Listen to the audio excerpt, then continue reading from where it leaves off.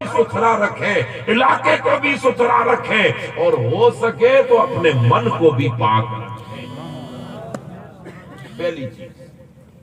اور حضور نبی اکرم صلی اللہ علیہ وسلم کا دین، دین اسلام، جس کو قرآن نے کہا کہ پسندیدہ دین ہے، یہ پہلی خوبی ہے دین۔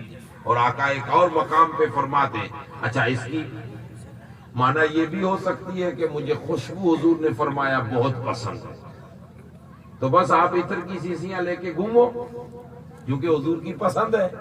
اور کئی لوگوں نے اتنا ہی سمجھا اور وہ عطر لے کے گھوم رہے، خود لگائے، اوروں کو لگائے، 10-5 روپئے میں شیشی مل جائے، بولے یہ کیا کر رہے ہو؟ کہ رسول اللہ کی سنت ہے۔ اب اس طیب کا معنی صرف خوشبو کریں گے؟ مفسرین نے کلام کیا ہے شارحین حدیث میں، وہ کہتے ہیں اگر معنی خوشبو کرو تو حضور فرما رہے ہیں میرے غلاموں، مجھے اس دنیا سے پہلی چیز یہ پسند ہے کہ تم اپنے آپ کو خوشبو والے بناؤ، لباس ہوئے اور جسم کے لحاظ سے بھی خوشبو، اور اخلاق اور کردار کے لحاظ سے بھی خوشبو۔ تمہارے کردار سے خوشبو آنی چاہیے، ایمان کی خوشبو آنی چاہیے، حضور کی غلامی کی خوشبو آنی چاہیے، کہ جن چھیتروں میں، جن علاقوں میں، جن بستیوں میں، جن صوبوں میں، جس ملک میں، جن گلیوں سے تمہارا گزر ہو، دنیا دیکھ کر کہے کہ جب اس دور کا مسلم اتنے اونچے کردار والا ہے تو ان کا پیغمبر کتنے اعلیٰ کردار والا ہے۔ تم میں کردار کی خوشبو آئے، تمہارے کلچر سے اچھے کردار، اچھے کلچر کی خوشبو آئے، یعنی تمہارے ماحول میں اچھے ماحول کی خوشبو آئے۔ خالی عطر لگانے سے سنت ادا نہیں ہوگی، بلکہ آقا فرماتے ہیں کہ اپنے آپ کے اخلاق میں۔ اور قرآن مجید نے حضور نبی اکرم کی ایک اعلیٰ وصفی یہ بھی بیان فرمائی ہے کہ رسول اللہ اس معیار پر ہے اخلاق اور کردار میں۔ اور اخلاق، لفظ جو اخلاق ہے نا، وہ بولا جاتا ہے مجموعی طور سے ورتن ویوہار، لیکن شارحین نے کہا کہ یہ بھی معنی ہے کہ اخلاق میں 3 چیزیں آتی ہیں، وچار، یہ زبان اور کردار۔ اب آپ سوبھاؤ کے اور کردار کے تو بہت بھلے ہیں، بڑے اخلاق مند ہیں، جو آتا ہے اس سے عزت کرتے ہیں، بیٹھتے ہیں، لیکن تھوڑا دور چلا جائے تو زبان آپ اتنی لمبی نکالتے ہیں، یہ آپ اخلاق کے خلاف ہیں، تو آپ اخلاق والے نہیں ہوئے۔ آپ کی زبان بھی اچھی ہو، آپ کے وچار بھی اچھے ہوں، آپ کے کردار بھی اچھے ہوں۔ حضور فرماتے ہیں کہ یہ 3 چیزیں اخلاق میں، دین کہتا ہے اخلاق میں تینوں چیزیں، اور آقا فرماتے ہیں کہ تمہارے وچاروں کی بھی خوشبو دنیا سونگے، اور تمہارے کردار کی بھی خوشبو تم سے آئے، تمہاری زبان کی بھی خوشبو آئے، یعنی تم اس طرح بن کر جیو کہ دنیا تمہیں دیکھ کر محمد مصطفیٰ کو سمجھے، شوق رکھے کہ جب مسلمان اتنا اونچا ہے تو جس نے دین دیا وہ پیغمبر کتنے اونچے ہیں۔ اور یہ بات ہوئی تھی کہاں پہ؟ بغداد۔ بغداد معلیٰ ہے، اب بغداد کیپٹل آف اسلام ہے اس زمانے میں، جیسے آج ہماری راجدھانی ہے دہلی، کیپٹل آف اسلام ہے، اسلام کی راجدھانی ہے، تو جو راجدھانی ہوگا وہاں تو ہر قسم کے لوگ ملیں گے۔ بغداد معلیٰ میں کاروبار اور بزنس کے حوالے سے بڑی منڈی تھی، ایکسپورٹ اور امپورٹ کی بہت بڑی مارکیٹ تھی، تو دنیا جہاں کے لوگ آتے جاتے تھے۔ بغداد پاک میں زمانہ تھا حضرت محمد بن سیرین۔ حضرت محمد بن سیرین ایک ایسے اللہ کے بندے ہیں جن کو خدا پاک نے جو وجاہت دی تھی، جو حلیہ دیا تھا، مطلب چہرہ مبارک، بارونق، امام محمد بن سیرین، اور خوبصورت اتنے تھے، سر پہ امامہ شریف سجاتے تھے، چادر رکھتے تھے اپنے پاس، رومال وغیرہ جو اس وقت ہم اپنے اپنے علاقے کے حساب سے یوز کرتے ہیں، اور فاخرہ سفید لباس پہنتے تھے، کبھی کبھار عربی جبہ لگاتے، کبھی کبھار اپنے جس علاقے کے خود ہیں کلچری لباس پہنتے تھے، بڑا فاخرہ لباس پہنتے، اور گھوڑ سواری کرتے تھے، گھوڑا ساتھ رکھتے تھے، اور اعلیٰ نسل کا گھوڑا ہوتا تھا۔ اور اللہ پاک نے آپ کو جسم جسمانیت کے ساتھ اتنا بہترین خوبصورت بنایا تھا کہ کئی لوگ تو خالی چہرہ ہی دیکھتے رہتے تھے، جب آپ کوئی درس دیتے نا تو لوگ چہرہ ہی دیکھتے تھے. محمد بن سیرین ان کا نام ہے, اور اللہ پاک نے علم اتنا دیا تھا کہ امام اعظم ابو حنیفہ وقت کا امام اعظم خواب دیکھے, تعبیر حضرت محمد بن سیرین فرمائے. تب جو امام اعظم کے خوابوں کی تعبیر کرے, اتنا تعبیر رویا کا علم رکھنے والا کتنا بڑا عالم ہوگا. باقی فقہ کے بھی عالم ہیں, حدیث کے بھی بہت بڑے عالم ہیں, خالی تعبیر رویا نہیں کرتے تھے. فلسفی بہت بڑے فلسفی, اور جغرافی علم کافی رکھتے تھے. زمین پہ پاؤں رکھ کے پہچان جاتے تھے کہ زمین کس معیار کی ہے. یعنی کئی طرح کا علم اللہ پاک نے دیا تھا. یہ بغداد آئے, بادشاہ وقت نے کسی کام کے لیے حکومت کی طرف سے انہیں پیغام دیا. تو آپ بغداد آنے والے تھے کل پرسوں, جیسے جو تاریخ تھی, تو اس سے پہلے بغداد جن گلیوں جن راستوں سے آپ کی سواری آنے والی تھی نا, تو راستے صاف کر رہے تھے, موٹے موٹے گالیچے بچھا رہے تھے بادشاہ کے محل کی طرف, محمد بن سیرین کے. تو یہودی لوگ کچھ وہاں تجارت کے سلسلے میں آئے تھے, رہتے تھے, گھر بار تھے, کافی غیر مسلم اور بھی دوسرے مذہب کے لوگ بھی رہتے تھے. بڑی مارکیٹ سے بیچ سے گزر رہے تھے. تو آنے والے تو کل پرسوں تھے, لیکن یہ جو صفائی اور تیاری دیکھی نا, تو ایک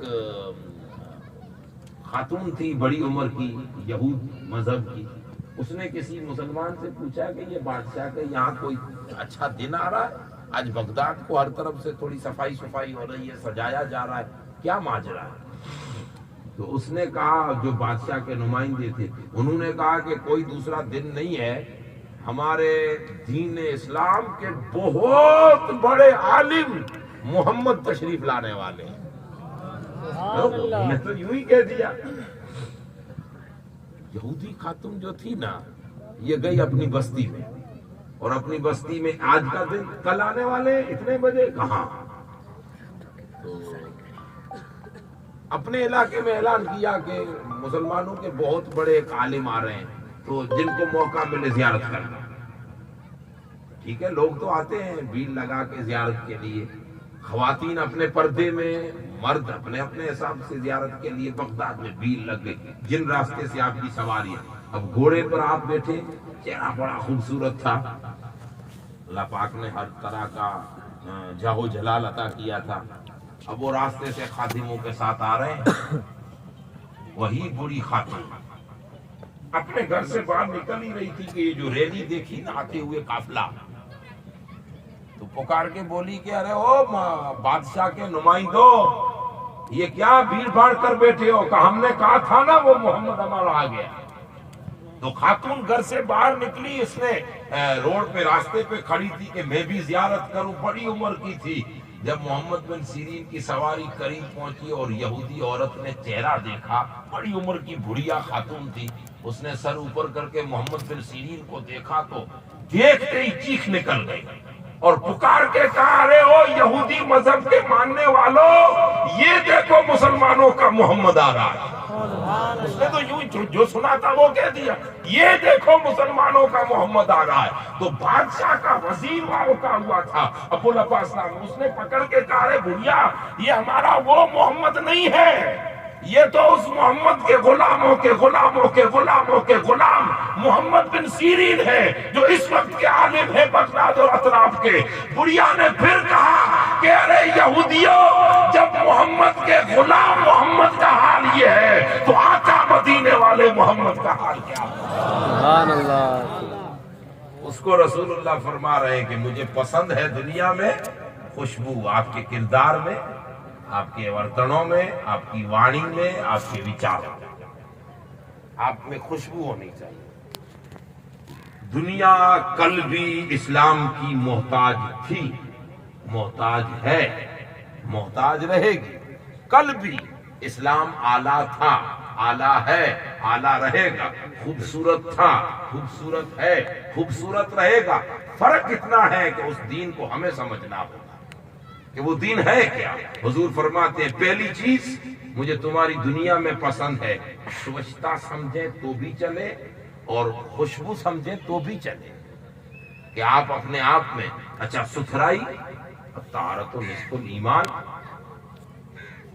ہمارے اسلاف کو جب ہم پڑھتے ہیں نا, تو کپڑوں میں کپڑوں میں پیوند لگاتے تھے، لیکن ستھرگی اتنی تھی کہ دنیا ان کے پیوندوں کو نہیں دیکھتی تھی، بلکہ ان کی ستھرگی کو دیکھ کے اسلام کو قبول کر لیا کرتے ہیں۔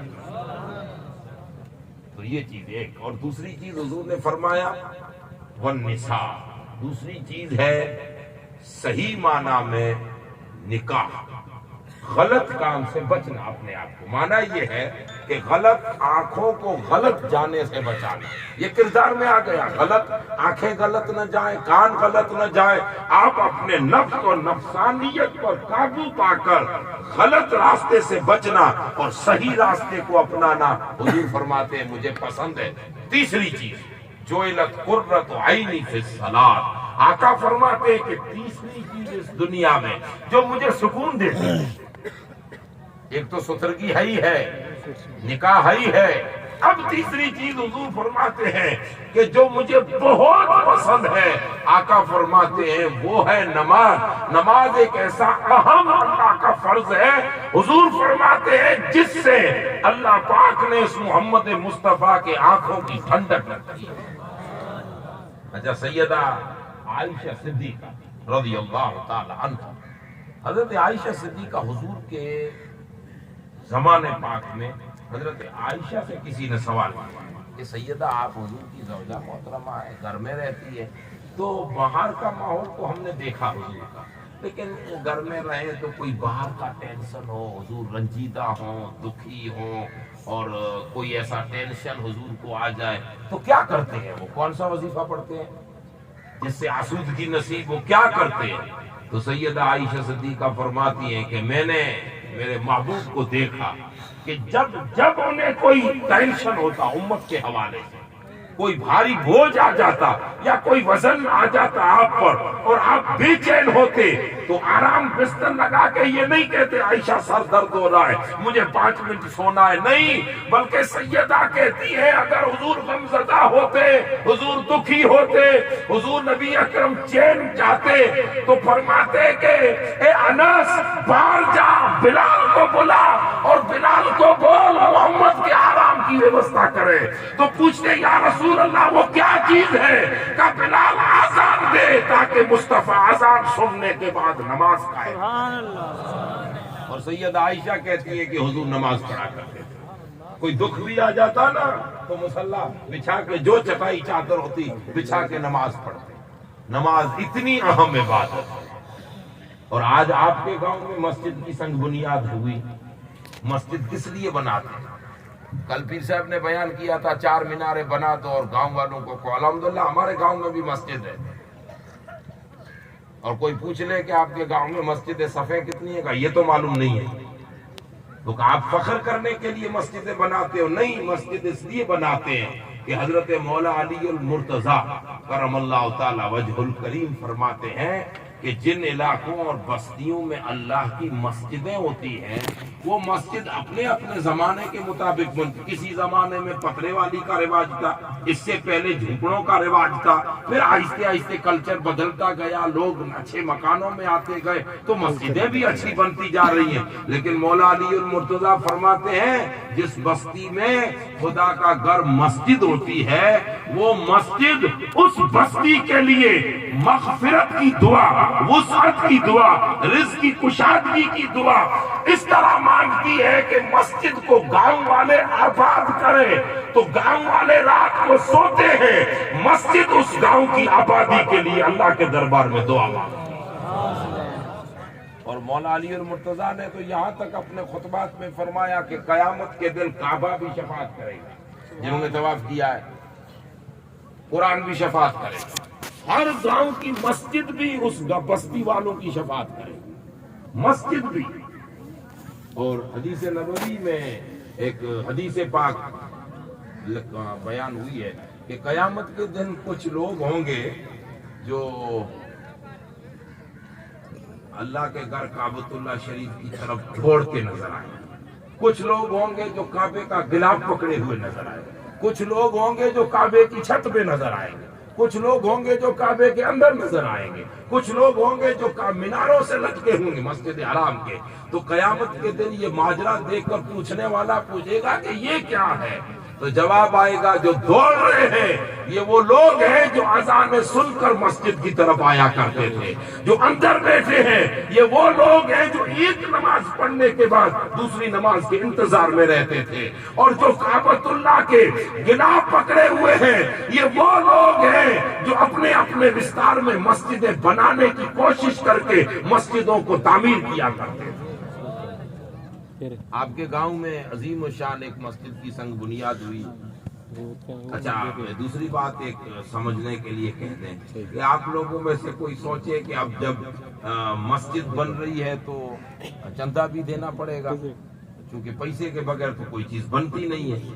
میں نے کل بھی بتایا تھا کوئی یہ نہ سمجھے کہ چندہ میرا دوں میں دوں سب مسجد بنے. نہیں, اللہ جس بندے کی دولت کو اپنے دین کے لیے قبول کر لیتا ہے اسی کو دینے کی اللہ توفیق بھی عطا فرما دیتا ہے. اس کو اللہ تبارک و تعالی توفیق بھی عطا فرماتا. اور دینے نہ دینے میں پوزیشن نہیں دیکھے جاتے, وہ تو پھر آپ کے دل اور رجحان پر. حضور نبی اکرم صلی اللہ علیہ وسلم کے وہ صحابی تھے نا, تبوک کی جنگ کے موقع پر کوئی 40 اونٹ دے رہا ہے سامان سے بھرا ہوا, کوئی پورا سامان حضور کے قدموں میں دے رہا ہے. لاکھوں روپے کے ڈھیر آ گئے, سونا چاندی زیور, عورتوں نے کانوں کی بالیاں اتار کر تک دی ہیں. حضور کی جب اعلان ہوتا حضور کی طرف سے کہ تبوک کے لیے نکلنا, بہت سامان آیا. ایک غریب صحابی تھے جس کے گھر میں 3 دن کے پھاکے پڑے تھے. انہوں نے سوچا سب دے رہے ہیں میں نہ دوں, میرا محبوب کچھ مانگے اور میں نہ دوں. بس یہ سوچ میں گئے ایک یہودی کے بغیچے میں. کہا اے بھائی تیرے یہاں کوئی مزدوری ہے؟